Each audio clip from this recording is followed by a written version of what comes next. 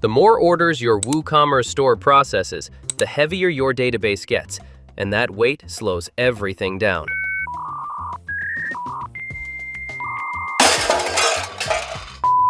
ArchiveMaster lets you archive old WooCommerce orders out of your active database, keeping your store fast, clean, and efficient. In the ArchiveMaster dashboard, click Archive Settings and select WooCommerce Orders as your archive type. Choose a date range: 7 days, 3 months, a year, or a custom date. Prefer a hands-off approach? Enable Auto Archive and let it run on your schedule.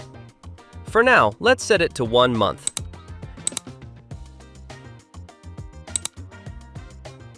Choose where your archived orders are saved. Local storage works right out of the box, or connect to AWS RDS or Google Drive for cloud-based archiving.